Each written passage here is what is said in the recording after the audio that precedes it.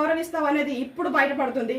కాబట్టి జగన్మోహన్ రెడ్డి, నువ్వు నీ పార్టీ నిజంగానే మహిళల పక్షపాతి అని చెప్తా ఉంటావు కదా, మహిళల తరపున ఎప్పుడు ఉంటుంది, మహిళలకు ఎప్పుడు కూడా ఉన్నతమైన స్థానాల్లోనే మా వైసీపీ ప్రభుత్వం ఉంటుంది అనేది చాలాసార్లు చెప్పావు.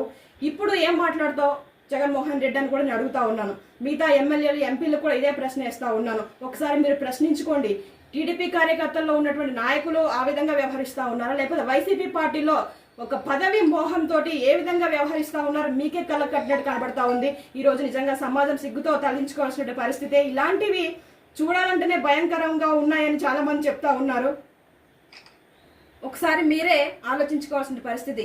గతంలో డోర్ డెలివరీ చేసి ఒక దళితుడిని చంపేశారు. అది కూడా ఒక మహిళ వల్లే ఆ వ్యక్తిని చంపారన్న విషయం కూడా మా అందరికి ఇప్పటికీ చాలా మందికి తెలుసు. ఇప్పుడు ఆ విషయం కూడా మీ ప్రభుత్వం హయాంలో ఏం చేశారంటే దాన్ని కప్పిపుచ్చేసి కొందరు నాయకులు లేకపోతే కొందరు ఐఏఎస్ల సహకారంతో, ఐపీఎస్ల సహకారంతో ఆ కేసుని అలా దారి మళ్లించి ఆ పాప చనిపోయిన వ్యక్తి కుటుంబానికి ఎటువంటి న్యాయం జరగకుండా చేసినటువంటి పరిస్థితులు చూసాం మేము. ఇప్పుడైనా సరే ఇతని వెనకాల అనుచరులుగా ఉండి 12 మంది వరకు అనుచరులు ఉన్నారండి. ఎలా అంటే ఈ అనంతబాబు ఏది చెప్తే అది చేస్తారు. వాళ్ళని దగ్గరికి వెళ్ళి డబ్బులు తీసుకోరండి అంటే వాళ్ళు వెళ్ళి తీసుకొస్తారు. ఇతను వెళ్ళాడు ప్రత్యక్షంగా, పరోక్షంగా అతని యొక్క అనుసరులు. ఇలాగా మన రంపచోడవరం నియోజకవర్గం ఇంచుమించుగా 12 మంది వ్యక్తులు ఉన్నారు. వాళ్ళ పేర్లు కూడా నా దగ్గర ఉన్నాయి. ఏదైతే ఈ దళితులు చంపేసినటువంటి కేసు ఉందో అందులో ఆ కాకినాడ బీచ్ లో 12 మంది వరకు కూడి ఆ అబ్బాయిని చాలా చిత్రహింసలు పెట్టి ఇసుకలో తొక్కేసి అంత దారుణంగా చంపినప్పటికీ కేవలం ఒక వ్యక్తి పైన కేసు నమోదు చేశారు. ఎంత తప్పండి అది? ఎందుకు అలా చేశారు? ఒక్క వ్యక్తి చంపగలడా? కారులోనూ అప్పటికే వీడియోలు ఉన్నాయి.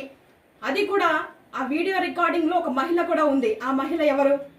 ఆ మహిళతో అక్రమ సంబంధం ఏర్పాటు చేసుకున్నటువంటి అనంతబాబు ఈ విషయం ఈ యొక్క డ్రైవర్కి తెలిసింది. ఎక్కడ ఇతను బయటకు చెప్పేస్తాడో, మీడియా వాళ్ళకి చెప్పేస్తే నా పరువు పోతుందనే ఒక ఉద్దేశంతో ఆ వ్యక్తిని తీసుకెళ్లి, ఆ సుబ్రహ్మణ్యాన్ని తీసుకెళ్లి కాకినాడలో చంపేసినటువంటి పరిస్థితి. ఇప్పుడు ఈ వ్యక్తుల పేర్లు కూడా బయట పెడతా ఉన్నాను. త్వరలోనే ఈ యొక్క డోర్ డెలివరీ చేసినటువంటి ఈ సుబ్రహ్మణ్యం కేసులో కూడా సిబిఎం ఎంక్వైరీ చేసేసి త్వరగా ఎంక్వైరీ చేసి ఇతను ఖచ్చితంగా శిక్ష పడాలని మనస్ఫూర్తితో కోరుకుంటా ఉన్నాను.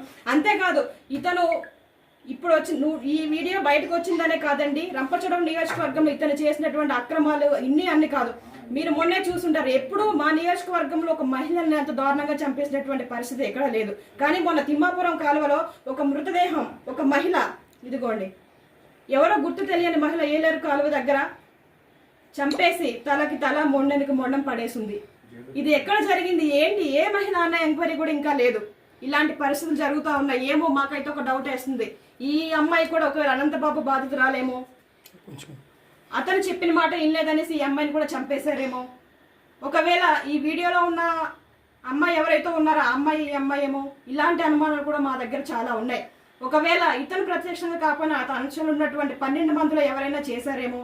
ఎందుకంటే బెదిరింపులకు పాల్పడేది ఆ వెనకాల ఉన్నటువంటి అనుచరులే. ఎలా అంటే ఇక్కడ అక్రమంగా కలప రవాణా చేయడం, రంగురాల వ్యాపారం, మైనింగ్, రకరకాల వ్యాపారాలు చేస్తూ ఇక్కడ ఏజెన్సీ ప్రాంతంలో 10 సంవత్సరాల నుంచి దోచుకున్నటువంటి వ్యక్తి అనంతబాబు అనే వ్యక్తి. ఇంత అరాచక పాలన కొనసాగించాడు. అంతేకాదు డమ్మి మహిళలను పెట్టుకుని రాజకీయ ఒత్తిడిలు తీసుకొచ్చి అదే ప్రభుత్వ ఉద్యోగుల మీద, ప్రతి ఒక్కరి మీద కూడా నానా రకాలుగా ఇబ్బందులు గురి చేసినటువంటి నీచపు వ్యక్తిత్వం కలిగిన వ్యక్తి ఎవరైనా ఉన్నారంటే ఈ ఎమ్మెల్సీ అనంతబాబు వ్యక్తే. కాబట్టి నేను ఒకటే కోరుకుంటా ఉన్నాను మీడియా సముఖంగా, ఇలాగా ఎవరైతే మహిళల్ని టార్గెట్ చేసి మానిపులేట్ చేసి వాళ్ళ యొక్క కుటుంబాలకు దూరం చేయడం, భార్యకి భర్తకు మధ్య గొడవలు పెట్టడం, లేకపోతే రకరకాలుగా వ్యవహరించి మహిళల్ని ఈ విధంగా టార్గెట్ చేయడం అనేది చాలా నీచమైన పద్ధతి.